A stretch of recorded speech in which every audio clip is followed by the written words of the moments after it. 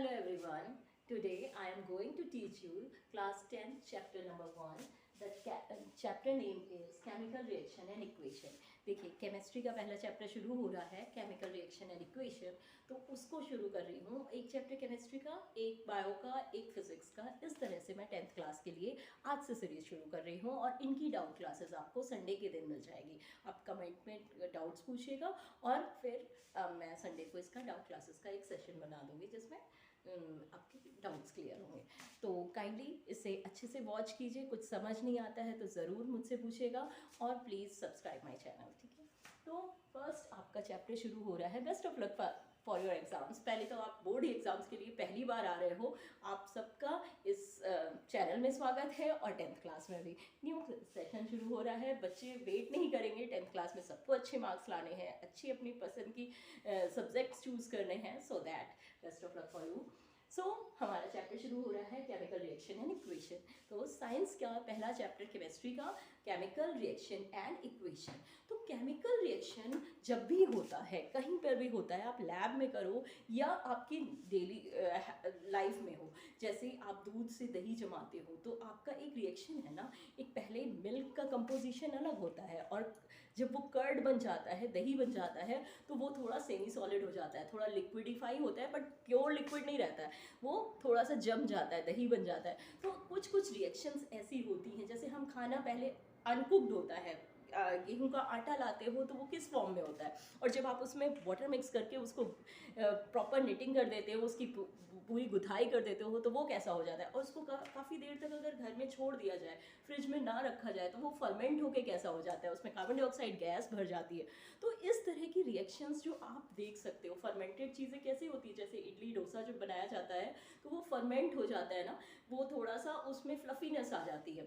सो वो सब चीज़ें आपने डे टू डे लाइफ में देखी होगी, अपने घर में, किचन में, रेगुलर यूजेस में।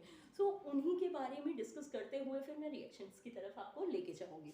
तो होप इट इज़ क्लियर, आपको सब क्लियर हो रहा होगा कि डे टू डे लाइफ में आप कैसे देख सकते हो मिल्क चेंज टू कर्ड, और जब आपका आटे का पाउडर्ड फॉर्म में, और फिर जब उसको गूंथ लिया जाता है तो वो जो सॉलिड फॉर्म में हो जाता है, सेमी सॉलिड फॉर्म में, उसको देखते हो। और अगर उसको फर्मेंट भी हो जाए तो उसमें जो कार्बन डाइऑक्साइड गैस भर जाती है, उसमें गैसेस जो भर जाती है, उसके कारण उसमें जो फ्लफीनेस आ जाती है, ये सब तो आपने देखा होगा। तो यही सब रिएक्शंस धीरे धीरे होती हैं। आपकी बुक में जैसे एग्जांपल दिया गया है कि जिंक ऑक्साइड का या मैग्नीशियम ऑक्साइड को बर्न करने का, तो वो सब लैब में हो सकता है।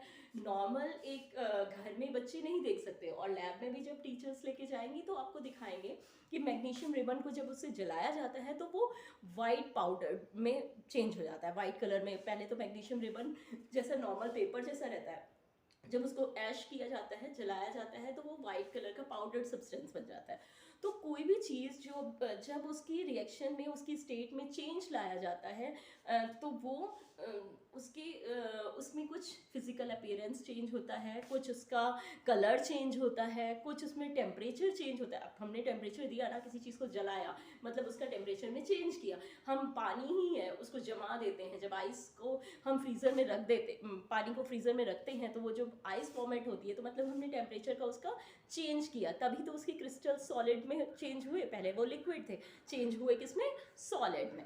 तो ये सब आपको डे टू डे लाइफ में दिख रहा है। तो मैंने कुछ एग्जांपल समझाने के लिए ये लकड़ी रखी हुई है। जब ये लकड़ी को आप जला देते हो, आज हमने पूजा की और लकड़ी को जलाया, तो ये समटाइम्स ये ऐश फॉर्म में चेंज हो गया। तो हमने यही दिखाया कि solid change to ash form, और क्या किया हमने, उसको बर्निंग की। तो जब हम बर्न करते हैं तो उसमें क्या क्या चेंजेस आते हैं, हमने उसकी फिजिकल अपीयरेंस, पहले वो सॉलिड एक रॉड जैसी थी, इस तरह की रॉड जैसी, एक स्ट्रेट जिसको हम बेंड भी नहीं कर सकते हैं, और वो चेंज हो गई उसके पाउडर्ड फॉर्म में, तो जिसके क्रिस्टल्स को हम इजीली उठा सकते हैं और वो उसका कोई शेप नहीं हो सकता। तो आपका उसका पहली तो फिजिकल अपीयरेंस चेंज हुई, फिर उसका कलर चेंज हुआ। ये वुडन थी, लकड़ी जैसी, वुड जैसी, येलोइश कलर की, अब वाइट में चेंज हो गई, ये वाइटिश ब्लैक या ग्रे कलर में चेंज हो गई है। तो और इसमें क्या आया, टेम्परेचर का डिफरेंस किया हमने, टेम्परेचर उसका बढ़ाया, तभी तो ये सब उसके फॉर्म्स में चेंजेस आए। तो ये सब आई थिंक इतना क्लियर हुआ होगा जितना हमने अभी समझा रहे हैं आपको। तो कोई भी चीज़ में चेंजेस को लाना, तो वो चीज़ें इन सब चीज़ों पर डिपेंड करती हैं कि उनके कलर पे चेंज होगा, उनकी फिजिकल स्टेट पे चेंज होगा, उनका टेम्परेचर बदलेगा और ये सब चीज़ें उनके में चेंजेस आएंगे। तो इस तरह से उसमें डे टू डे लाइफ में भी ऐसा ही होता है और केमिकल रिएक्शन जब टेस्ट ट्यूब में करते हैं तो भी यही, उनके कलर्स में भी चेंज आता है, उनके टेम्परेचर में भी चेंज आता है, उनकी फिजिकल स्टेट में भी चेंज आता है। Sometimes physical state remain same in the test tube, कि हमने कोई लिक्विड के साथ लिक्विड ही डाला तो फिजिकल स्टेट सेम रहती है, लेकिन कुछ ना कुछ तो चेंजेस आते हैं। जैसे हमारी बॉडी में भी चेंजेस आते हैं जब हम बच्चे होते हैं और फिर हम बड़े होते हैं, फिर हम बूढ़े होते हैं, तो चेंजेस आना तो कॉन्टिन्यूस प्रोसेस है ही। तो यही मैं आप सबको एक्सप्लेन कर रही हूँ। I think it is clear. Now we move to the chemical reactions. अब हम रिएक्शंस की तरफ मूव करते हैं।